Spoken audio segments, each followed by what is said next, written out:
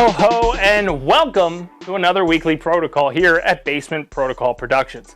I'm your host, Chris, the Dace Man Dace, and this week we're talking Christmas. Joining us on the panel today, returning from last week, is Jex, and our first timer, Erik Burruezo from the Jersey Phanatics. We got a Christmas special in store for you as we march towards the Christmas holiday, so make sure you get that last minute shopping done. Make sure you get some milk and cookies, and more importantly, make sure you stick to the protocol. We'll catch you on the flip side after these couple messages, as well as some segments that we have teed up for you for the Christmas holiday here on the Weekly Protocol. Merry Christmas, all. See you on the other side. Are you a fan of the Philadelphia Phillies? Want to hear local takes from fellow fans? Never a doubt, baby. Never a doubt. I knew they were going to be where they're at right now. I knew they're coming in. I'm pretty sure we did talk about how they were taking over the Braves this year. Well, check out the Jersey Phanatics. Yeah, if you're sort of fit, go into the center field and just talk to the security guard and see if he can pull you down. Tyler, Eric, and the Dace Man break down all things Philadelphia Phillies from a South Jersey perspective. I have a whole theory. I know I told you guys, but I think for every pitch tomorrow, we should just boo them. Every single pitch. Available wherever you listen to your podcasts. Welcome to the return of the Weekly Protocols fan poll segment. This week, we will be revealing the top 5 Christmas specials for our big Christmas episode. Remember, these results come right from you, the fans, and the voting you do on Facebook group of Weekly Protocol fan polls. Let's dive in with number 5 on our list. First up, we have a 3-way tie for the number 5 position on our list. The first of the 3 is the 1994 Tim Allen classic, The Santa Claus. Scott Calvin is in for a wild ride when he puts on Santa's suit after Santa falls off his roof. While adapting to his new role at the North Pole, Scott tries to rebuild his relationship with his son, Charlie. Sharing the number 5 spot with Tim Allen is the 1966 Dr. Seuss classic, How the Grinch Stole Christmas. This instant classic follows the story of the Grinch who despises the Christmas holiday and everything that comes with it, until the Who's of Whoville show him the spirit caused the Grinch's heart to grow. Lastly, sharing the number 5 spot with Scott Calvin and the Grinch is Jack Skellington and his dream of running the Christmas holiday in A Nightmare Before Christmas. Arguably a Halloween and Christmas movie, the Pumpkin King has a midlife crisis and decides it's time for a career change in this Tim Burton classic. At the 4 spot, we have yet another tie between 2 Christmas heavyweights. First up in the shared number 4 spot is the 1965 animated television special, A Charlie Brown Christmas. In the first TV special based on the comic strip Peanuts, we followed the depressed Charlie Brown as he tries to find the Christmas spirit.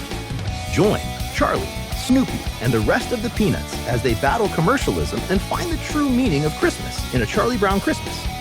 Sharing the spot with Charlie Brown is probably the most controversial Christmas movie of all time. Yippee-ki-yay, mother! Whoa! We got carried away there. Die Hard has made our list. Visit where it all started for John McClane, because it just isn't the holiday season until Hans Gruber is dropped from a skyscraper. At number 3, I promise you it is our last tie. First up, sharing the number 3 position is Rudolph, the Red-Nosed Reindeer. Follow the story of an outcast being bullied by society, until society meet him, and then he becomes a hero. Misfits and a straight-up asshole of a Santa comes in at number 3 in Rudolph the Red-Nosed Reindeer. Sharing the spot with that freak of a reindeer is the cute and cuddly Gremlins. Steven Spielberg's heartwarming story of what happens when you don't feed women. We mean when you feed creatures after midnight that you bought from Chinatown. Guess there's no real way to make that sound okay. Moving on to number 2. Standing in firmly at the number 2 spot is the millennial Christmas classic of Elf. Now, the Dace Man may not understand why anyone could like this movie, but hey, you the voters voted in, and if 2024 has taught us anything, we just have to accept the results and roll the hell over. Starring Will Ferrell in his hands down most annoying role ever as Buddy the Elf, a human who has spent what looks to be 50 years of his life, has to reintegrate into society with a no-nonsense father of James Caan. Fun, right? Sure, but hey, it has Zooey Deschanel. Now at the number 1 spot, a true king of Christmas, the 1974 stop-motion animated Christmas television special, The Year Without a Santa Claus. Santa is feeling under the weather and has Mickey Rooney's the holiday by saying, "Screw it, I'm staying in bed." With amazing characters like the Snow Miser and the Heat Miser, this instant classic is a must-see by every child.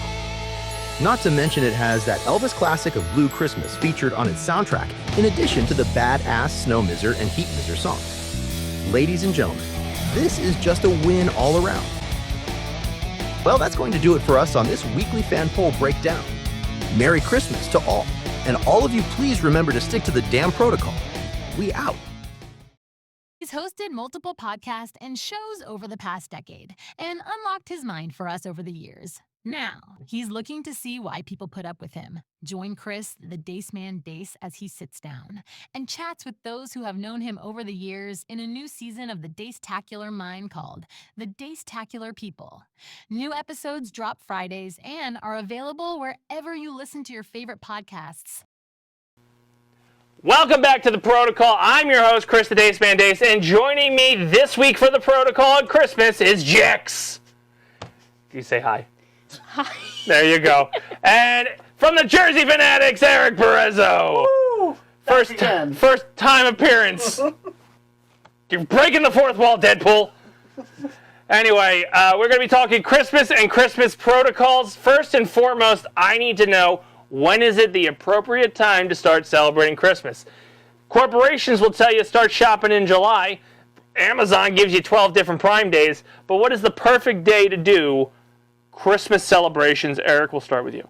Christmas celebrations, or just start promoting it, Christmas. embracing Christmas. Like, there's two other holidays that kind of get their asses kicked on the way to December. See, I'd say for me personally, after 4th of July is when I start getting in the Christmas spirit. I give you credit. You're in the Christmas attire. Once when 4th of July comes and that's over, all of a sudden, Hallmark Channel comes on in my house. We watch some Christmas movies. We get all in it. We watch Elf. We watch Christmas Vacation. That's just what we do. This is a beautiful side of you we don't get on the Fanatics. Very soft, in touch with your Christmas feelings. That's just what we do. Are you blasting the Mariah Carey in July? Not a big fan of Mariah Carey, Okay. but there's... How about Wham? Yeah, Wham. There you go. Wham comes on a lot. All right. Yeah. Oh, Jex, what do you think's the appropriate time to start celebrating Christmas? Are you a psycho like him? No.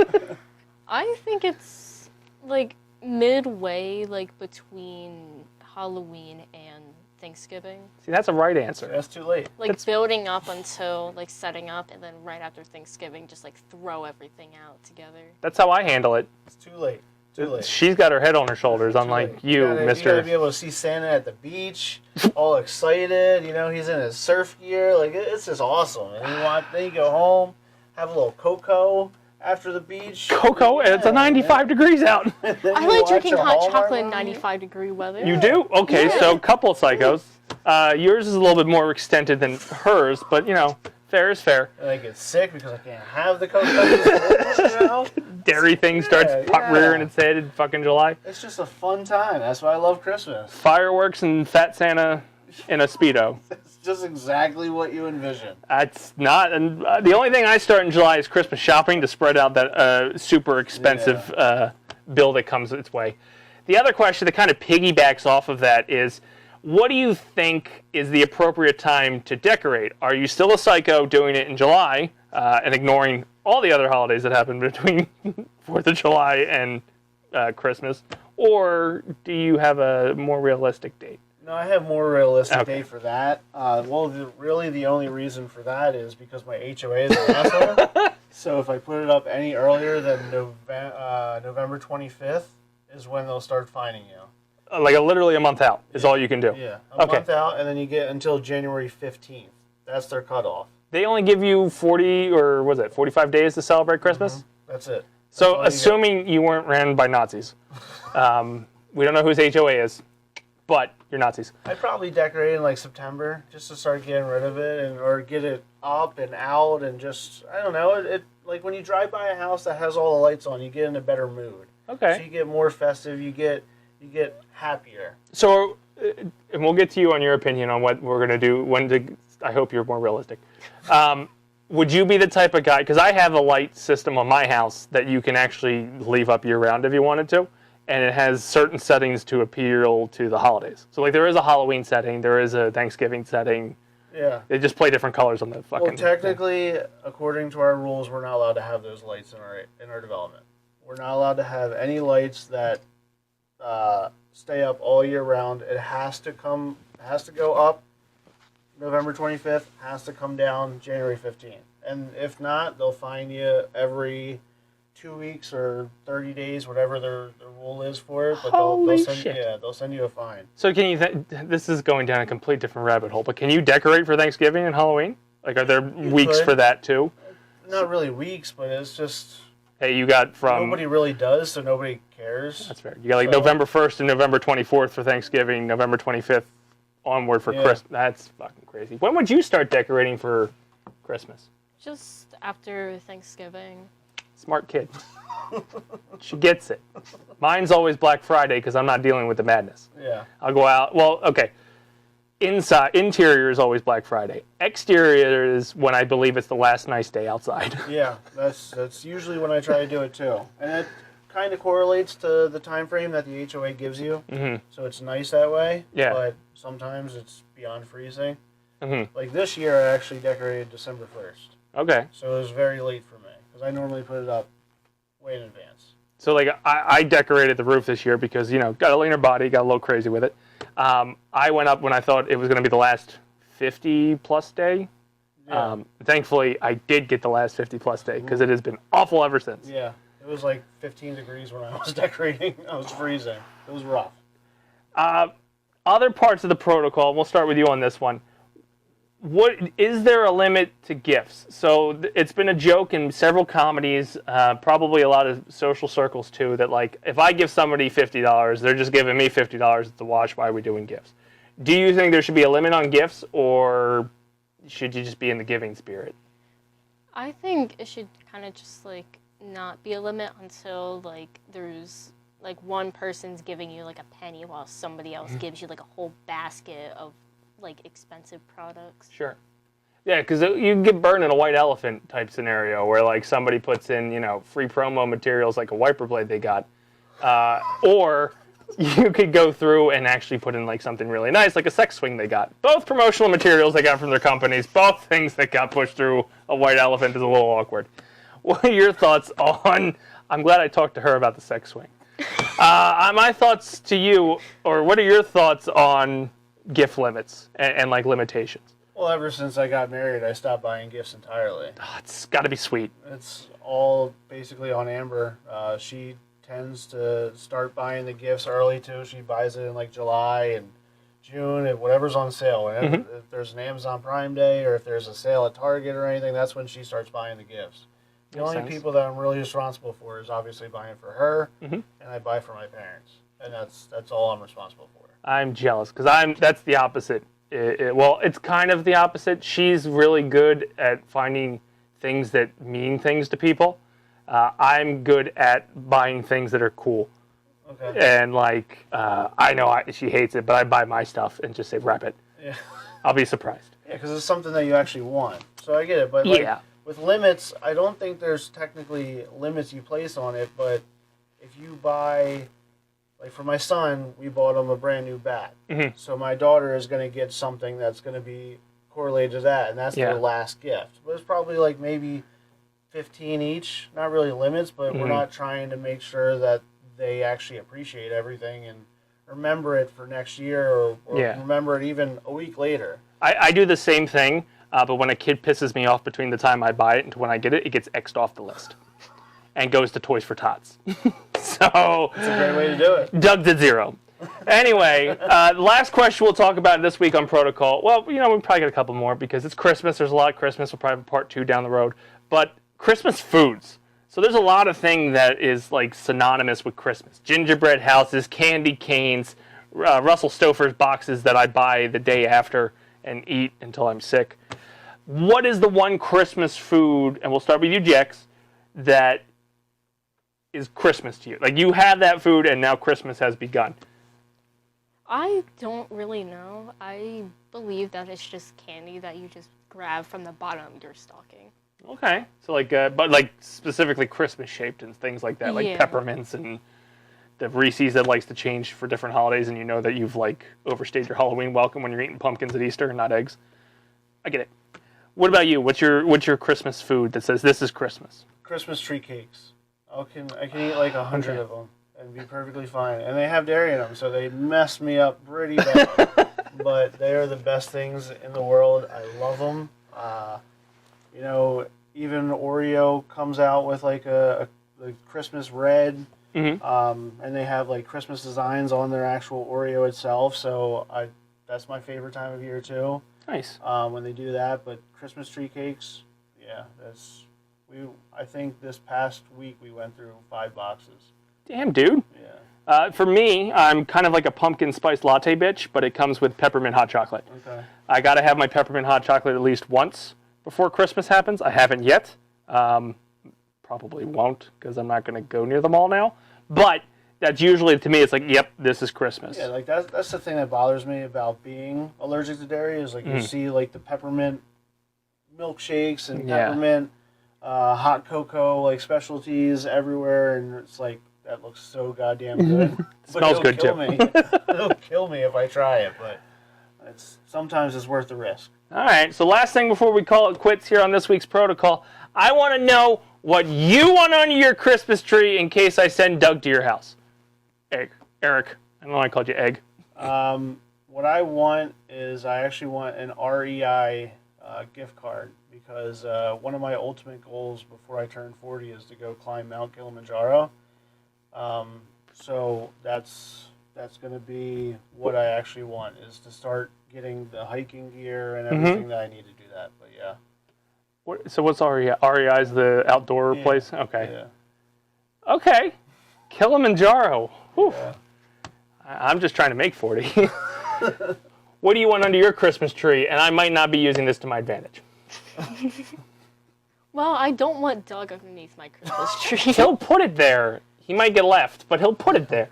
Well, I don't want him at my house. Okay, that's fair. Leave it But there. I just prefer like basically a Lego set. Oh, nice. Anything particular? Like, because like Lego has like Star Wars or Marvel, and Jess, are you listening? It's got to talk about like what kind of things you want for Christmas. Probably just like something that you can like build on your own, like Lego City, or just like a normal box of Legos. Like, hey, here's the 500, and use your own imagination. Yeah, Like- because I've been recently just having boxes of Lego, and instead of like looking through the instructions, I will like merge some things together by using the bricks. Well, you didn't hear it from me, but there's a Lego table you can rub from your brother that he doesn't fucking use, if you want that. Anyway, that's going to do it for us this week on the Protocol Christmas edition. Hope you guys have a happy holiday. But before we go, we're going to go around the horn, plug everything. Mr. Burruezo, what do you got going on? We got the Jersey Phanatics that are dropping once a week. We're doing the the focus.